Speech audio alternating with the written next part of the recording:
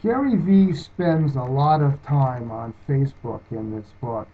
In fact, out of the 188 pages of content, 53 of those are expressly concentrating on Facebook as a platform. Now, why is that? Well, as Gary himself says, it's because one out of every page views in the United States is on the Facebook platform. So there were two approaches that I really liked Gary Vee used in the Facebook chapter. First of all, I like how he concentrated on Facebook ads. Gary Vee himself owns a wine business, and he's very cognizant of the difference between advertising your business on emails as opposed to using Facebook ads. And as he explains, you never know whether your email ads for his wine, for example, were open. Whereas in contrast, on Facebook, you can much more easily gauge engagement. That is, has the audience liked, shared, or commented on your sponsored Facebook ad? He also explains that your regular posts see a very, very small percentage of the total Facebook audience. But once people start liking, sharing, and commenting, or otherwise are engaged on your sponsored Facebook ads, the next time you post, even if it is a regular post that involves you not paying for an ad, that post will be picked up by the expanded audience that you reached in your previous sponsored Facebook ad effort. So I thought it was great. He presented 29 case study Facebook ads, and Gary critiques them.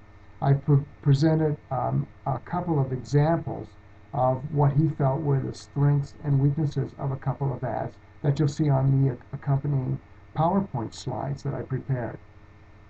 And he also, as I say, it's 53-page chapter.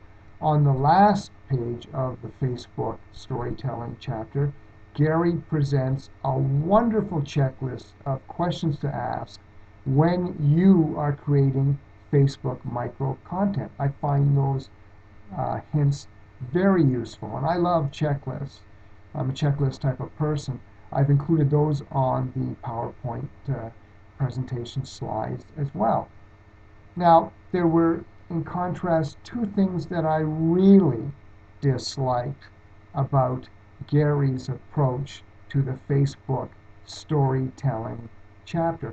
As I say, it's a very fast evolving platform. It's changing all the time. Even the algorithm that Facebook uses changes so that the ranking that your post gets, one day it might be for likes, to a lesser extent sharing, and to even lesser extent comments. But then the middle of next week, sharing and commenting may get a much higher percentage ranking in the Facebook algorithm. Nobody knows. But what Gary didn't do, he presented, 29 case studies, and they're very graphically well presented, over 53 pages. He doesn't index them.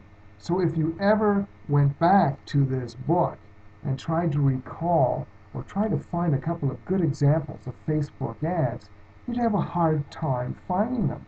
I mean, there's no detailed table of contents. Sometimes you can get away without having an index at the back of the book if you have a very strong, organized, detailed table of contents.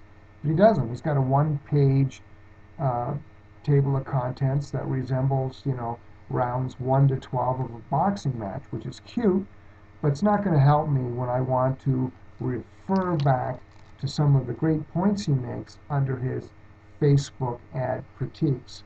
The other thing was that, ironically, although I liked his checklist, I mean, I'm from the old school journalism train of thought, where you do the inverted premium, where you pyramid, I should say, excuse me, where you put the most important ideas up front. You invert the pyramid. But Gary only presents his checklist of essential points at the very end of the chapter, and where you're probably tired and it's a little bit harder to absorb these great tips. I mean, it would have been better, in my opinion, for him to have put the pyramid or the checklist right up front, especially because he doesn't have the index where I can look up that cheat sheet of tips that I could use for creating Facebook ads later on. All in all, some great content in this particular chapter on Facebook, but it's a tricky topic, and I really think Gary could have done the audience a big favor, jabbing by actually giving us a nice detailed index at the end of the book so we can refer back to all those great insights that he shares.